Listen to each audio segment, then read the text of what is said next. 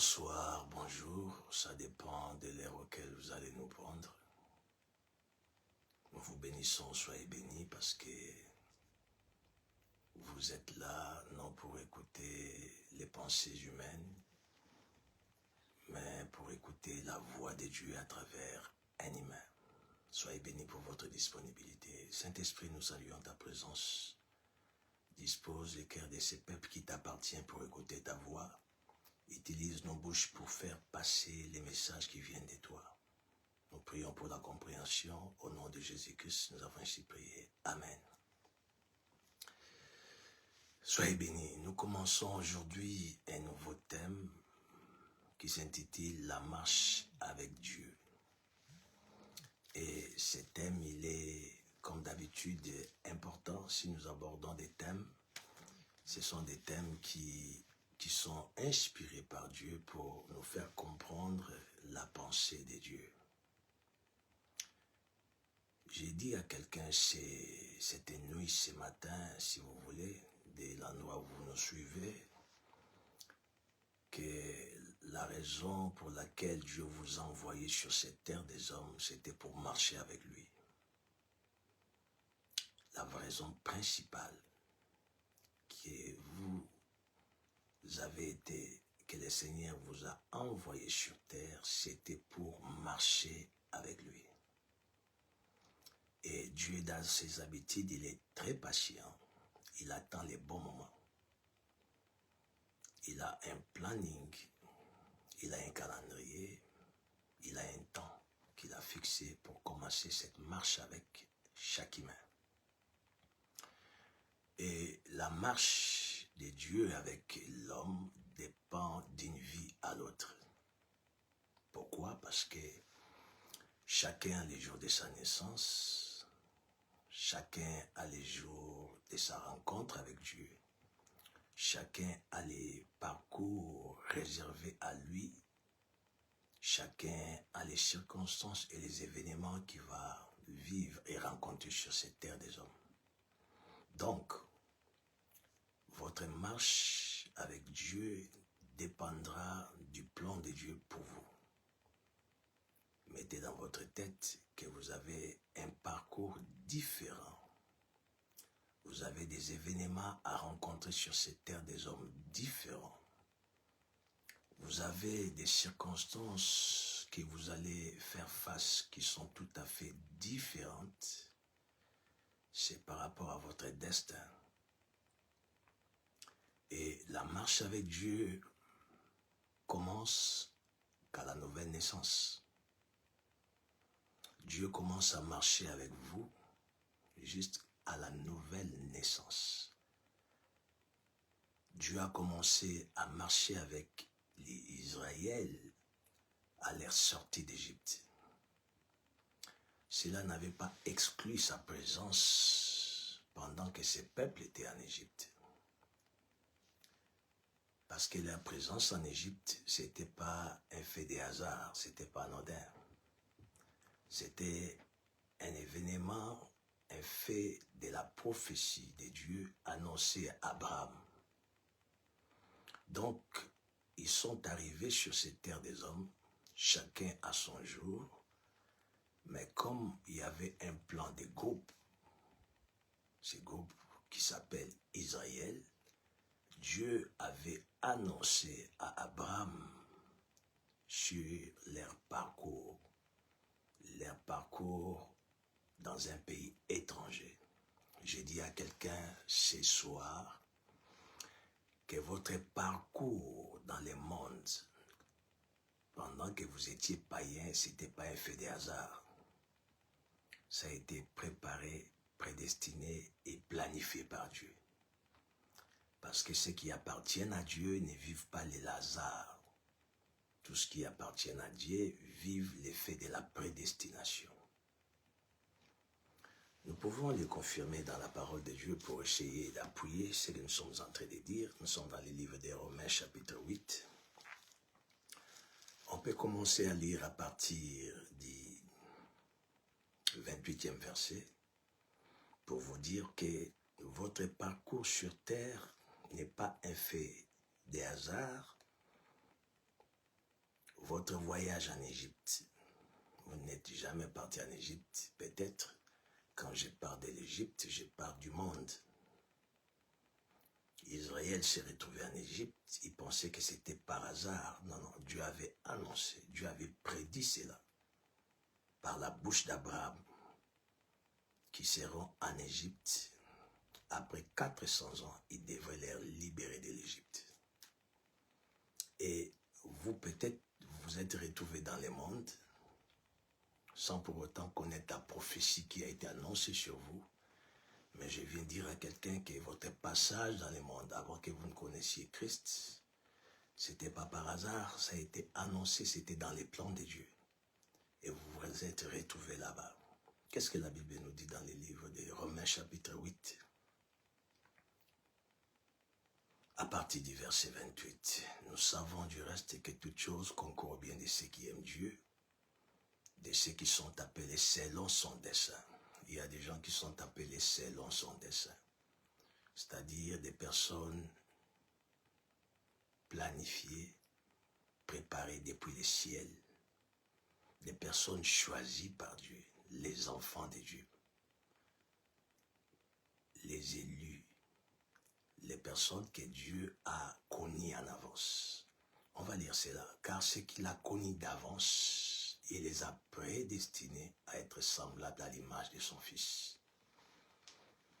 Avant votre arrivée sur cette terre, Dieu vous avait connu en avance, que vous l'appartenez, que vous êtes de lui, qu'il est votre Père. Et qu'est-ce que la Bible dit? Qu'il a justifié, il les a glorifiés. Et ce qu'il a prédestiné, il les a aussi appelés. Et ce qu'il a appelé, il les a aussi justifiés. J'ai dit à quelqu'un que vous avez été prédestiné. La prédestinée, c'est l'avant-arrivée de la terre, sur la terre, pardon. Donc, Dieu a décidé que moi et vous devons marcher avec lui. Il nous envoie sur cette terre des hommes, mais comme il a un plan, il a un calendrier, il permet à ce qu'on se retrouve païens, des personnes qui ne les connaissent pas, des personnes qui ne connaissent pas la vérité. Israël s'est retrouvé en Égypte, dans l'esclavagisme. Et en Égypte, Israël avait l'idéologie de l'Égypte, la philosophie de l'Égypte. Israël était sous l'autorité des pharaons. Pareil avec nous, c'est prophétique. Quand nous étions dans le monde, on avait l'idéologie du monde, la philosophie du monde, et nous étions sous l'autorité des pharaons qui est le diable. Mais quand Dieu décide de marcher avec nous, de commencer cette marche, malgré qu'Israël était en Égypte, l'Éternel était avec eux. J'ai dit à quelqu'un, avant la nouvelle naissance, quand vous étiez encore dans le monde, l'Éternel était toujours avec vous. Il était discret, mais il était là. Pourquoi? Parce qu'il savait qu'il avait un plan, un programme sur cette terre des hommes avec vous. C'est pourquoi vous allez vous retrouver, si vous pensez à ce qui vous est arrivé dans le passé, vous allez remarquer que dans plusieurs situations difficiles et graves, Dieu il y avait une présence invisible qui vous avait toujours secouru. Vous avez loupé peut-être la mort plusieurs fois. Vous avez loupé peut-être des choses très, très, très dangereuses plusieurs fois. Ce n'est pas un fait de hasard. L'Éternel était avec vous à cause de la prédestination. Parce qu'il vous avait déjà connu d'avance. Et il avait un plan pour vous. Et les jours où Dieu décide de commencer la marche avec vous, c'est les jours où Dieu commence par frapper les premiers-nés en Égypte. La marche avec Dieu ne peut jamais commencer sans la mort des premiers-nés en Égypte. Israël ne pouvait jamais sortir de l'Égypte. Pharaon ne pouvait jamais laisser Israël aller adorer Dieu sans qu'il y ait mort des premiers-nés. Pourquoi? Parce que Israël, sous l'autorité et la domination des pharaons, représentait comme un gain pour celui-ci. Il a fallu que Dieu frappe l'Égypte pour que ces derniers libèrent Israël. Cela est prophétique. J'ai dit à quelqu'un que vous n'êtes pas venu à Christ si facilement. Vous ne pouvez pas peut-être imaginer. Une décision est sortie de votre cœur. Vous vous êtes dit, aujourd'hui, j'abandonne tout. Je suis le Seigneur. Vous ne pensez, vous n'avez pas l'idée de ces combats spirituels qu'il y a eu pour que cette décision vienne de votre cœur. Dieu a écrasé les démons qui vous dominaient. Dieu a écrasé les forces du mal qui avaient de l'autorité sur vous, jusqu'à ce que vous ayez une volonté qui ressort de vous, une décision qui vous amène à dire, je laisse tout, j'accepte Christ et je le suis. C'est pourquoi je l'ai dit, aucune marche avec Dieu ne peut commencer sans une victoire spirituelle. Dieu a combattu pour que vous puissiez arriver à prendre cette décision. Oh, je m'adresse aux personnes qui n'ont pas encore cette nouvelle naissance, qui ne vivent pas encore cette nouvelle naissance. Ces personnes qui sont encore en Égypte, mais qui sont dans les plans de Dieu, qui ont été préparés pour marcher avec Dieu. Oh, que l'ange de l'Éternel descende et qui vous donne la victoire, et que les premiers-nés des pharaons soient tombés pour que vous puissiez ressortir de l'Égypte à travers cette nouvelle naissance qui s'appelle l'acceptation de Christ dans votre vie comme votre Seigneur et votre Sauveur. C'est ça les premières étapes. C'est ça la première étape, voulais-je dire. Dieu vous donne la victoire, il écrase les premiers-nés. Il combat pour vous spirituellement. Vous n'allez pas vous rendre compte. C'est spirituel. Vous devenez enfant de Dieu. Jean chapitre 1er, verset 12. À tous ceux qui l'ont reçu, à ceux qui croient à son nom, elle, la parole, elle a donné le pouvoir de devenir enfant de Dieu. Tout commence par là. Vous ne marchez pas avec Dieu si vous n'acceptez pas Christ comme votre Seigneur et votre Sauveur. Quand vous l'avez accepté dans votre vie, la clé est ouverte, la porte est ouverte et la marche avec Dieu commence. Mais écoutez, avant que cette marche avec Dieu commence dans votre vie, Dieu, dans sa souveraineté, place devant vous un accompagnateur de la marche. Si vous êtes là, je ne sais pas, dans votre véhicule, chez vous, dans votre maison, dans votre chambre, dites avec moi, l'accompagnateur de la marche. Vous ne pouvez pas marcher avec Dieu sans que Dieu vous place quelqu'un qui vous accompagne, qui va vous accompagner dans cette marche. La manière de procéder de Dieu, c'est de cette façon-là. La marche devrait commencer entre Israël et Dieu. Dieu a placé devant Moïse. Moïse avait les bâtons à main qui représentaient les commandements. Comme tout berger, tout bon berger doit avoir sur sa main un bâton de commandement pour diriger les brebis. Nous sommes les brebis du Seigneur et on doit avoir un berger devant nous. J'aimerais poser une question à quelqu'un. Vous marchez avec Dieu. Êtes-vous dans une bergerie? Une bergerie, c'est un lieu où vous vous retrouvez pour être nourri spirituellement, pour boire spirituellement l'eau. Parce qu'une brebis étant brebis, pour être en forme, il doit être nourri. Étant brebis du Seigneur, Dieu nous impose. C'est de cette manière qu'il fonctionne. Il nous donne un berger.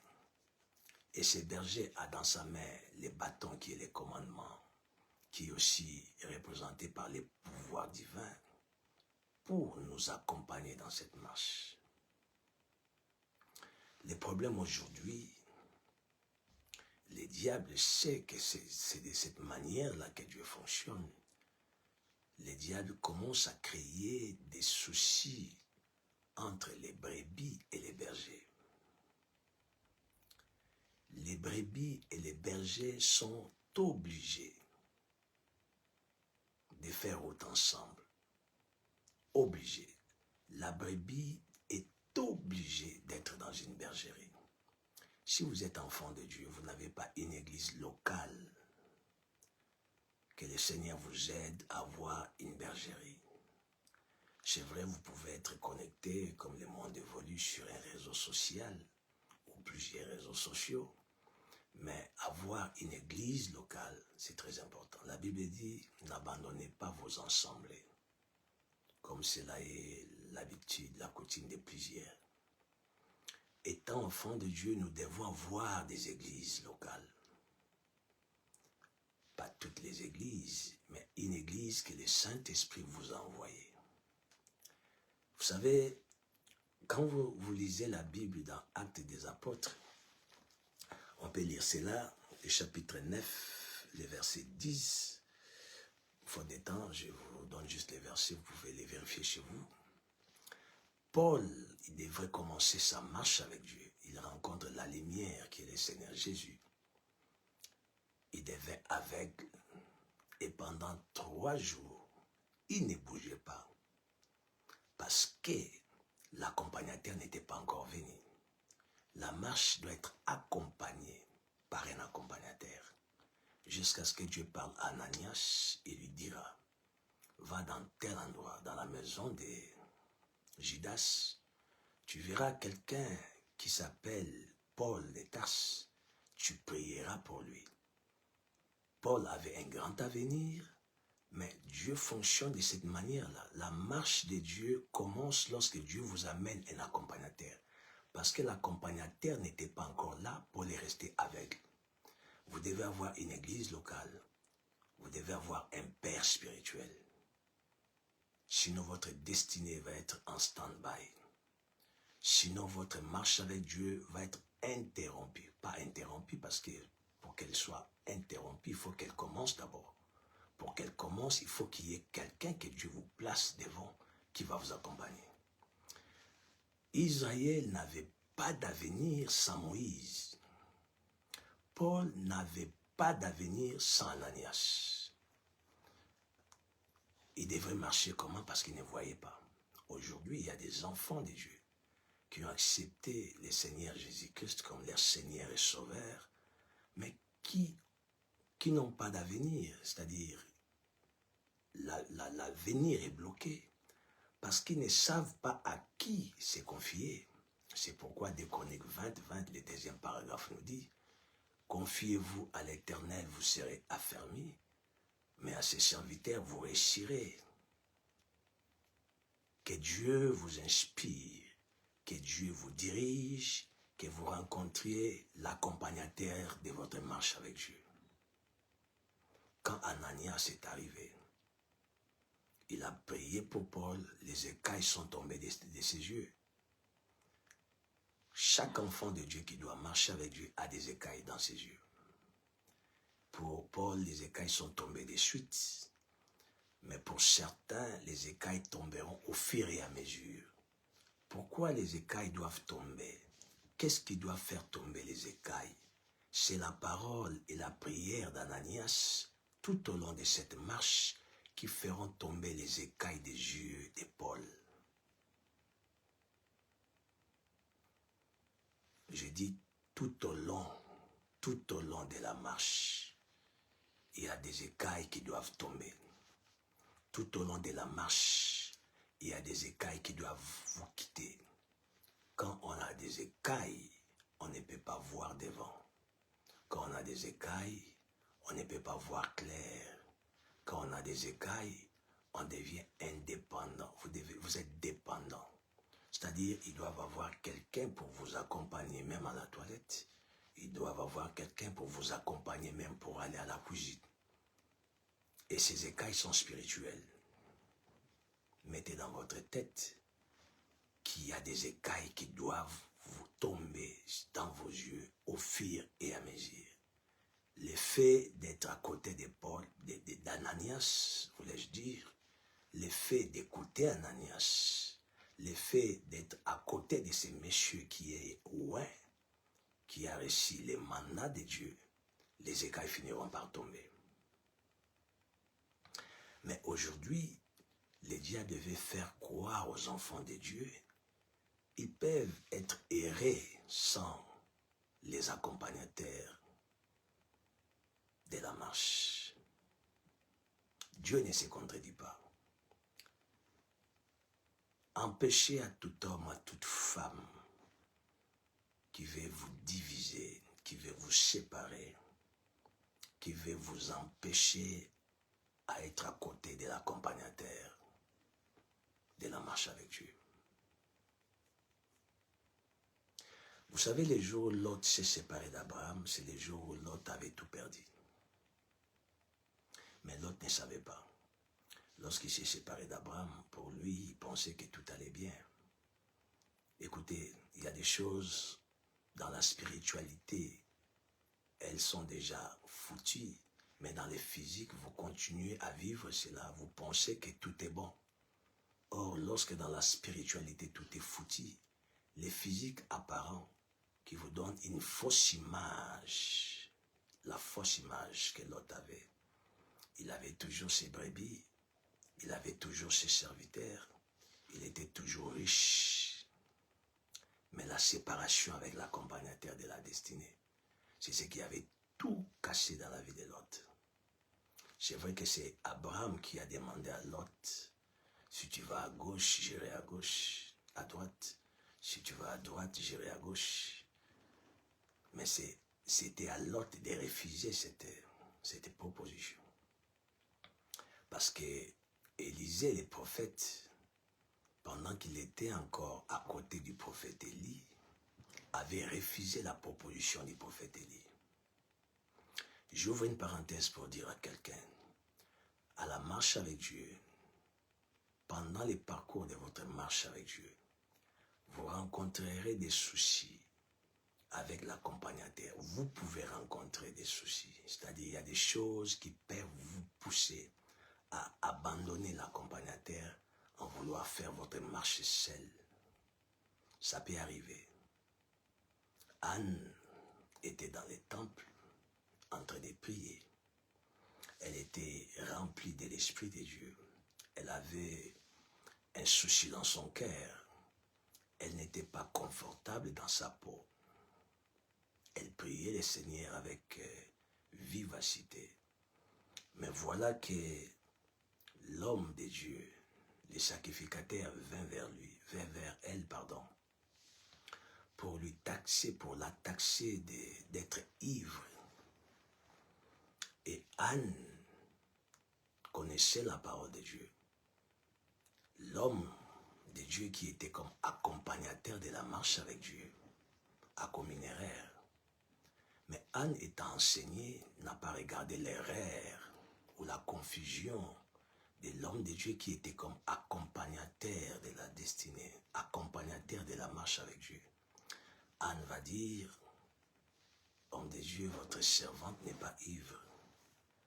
Mais il y a quelque chose qui me rend indisponible, qui m'indispose. Je suis indisposé par une situation au fur et à mesure que j'ai prié. Voilà que ma bouche commence à bouger comme une ivre, comme quelqu'un qui était ivre. La réponse de Anne, la politesse de Anne, l'attitude de Anne vis-à-vis de cet homme qui était accompagnateur de la marche avec Dieu, qui était le berger de Anne, a poussé à ces messieurs, ouais, d'ouvrir sa bouche, de prononcer la bénédiction sur Anne. Et cette dernière a eu Samuel au retour. Attention avec les épreuves tout autour des bergers. Quand Dieu vous place tout autour d'un berger, quand Dieu vous place dans une bergerie, il y a des épreuves de la bergerie. Ne regardez ni la gauche, ni à gauche, ni à droite. Regardez les bergers. Ne vous fiez pas aux épreuves que l'Éternel peut vous éprouver à côté de cet homme qui est accompagnateur de votre marche avec Dieu. Mais regardez la grâce que Dieu a déposée dans cet homme, la responsabilité de vous accompagner dans votre marche avec Dieu, afin que vous puissiez réussir. Élie, le prophète, dira à Élisée, reste ici, moi je m'en vais, je vais revenir. Il évitait Élisée, il voulait s'en débarrasser, mais Élisée, enseigné qu'il était, il n'a pas voulu se séparer du prophète Élie. Mais Lot n'avait pas compris ça. Abraham lui propose la séparation, il accepte la séparation. Et les jours où il s'est séparé du prophète Abraham, parce qu'Abraham était prophète, les jours où il s'est séparé de ces messieurs, toute sa vie s'est arrêtée là. Il se retrouve dans un lieu, Sodome et Gomorrhe, et dans ces lieux, c'était un lieu de la destruction d'Amen. Dieu a détruit Sodome et Gomorrhe, Lot a tout perdu. La cause, la séparation de ces messieurs avec Abraham. Aujourd'hui, je vais m'arrêter pour dire à quelqu'un ici, Dieu marche avec vous depuis que vous avez reçu Christ dans votre vie comme votre Seigneur et Sauveur. Si vous ne l'avez pas encore reçu, acceptez Christ. Romains chapitre 10, verset 9. Si tu confesses de ta bouche et si tu crois dans ton cœur que Christ était mort et Dieu l'a ressuscité des morts, tu seras sauvé. Cette marche ne peut pas être possible si vous ne commencez pas par là. L'acceptation de Christ, le recevoir dans votre vie comme votre Seigneur et Sauveur. Commencez par là. Car Dieu a tant aimé le monde, il a donné son Fils unique, afin que quiconque croit en lui ne périsse point, mais qu'il ait la vie éternelle. Si vous êtes déjà là-dedans, cette marche a commencé. Et je vous pose la question, êtes-vous dans une bergerie? Appartenez-vous à une église locale? Sinon, priez le Seigneur pour qu'il vous dirige vers une église locale, une bergerie. Parce que vous ne pouvez pas marcher avec Dieu si vous n'avez pas un berger à côté.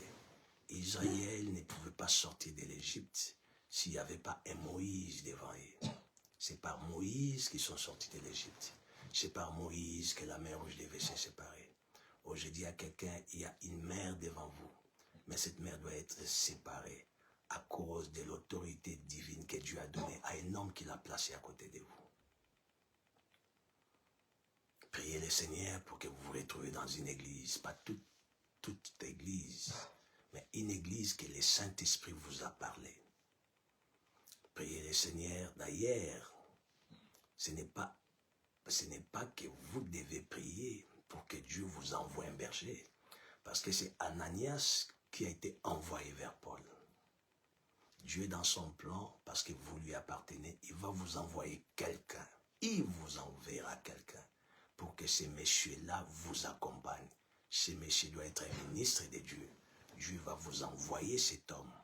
Il va vous envoyer cette femme servante pour vous accompagner dans votre marche avec Dieu. Là, ce n'est même pas votre responsabilité, c'est la responsabilité de Dieu lui-même.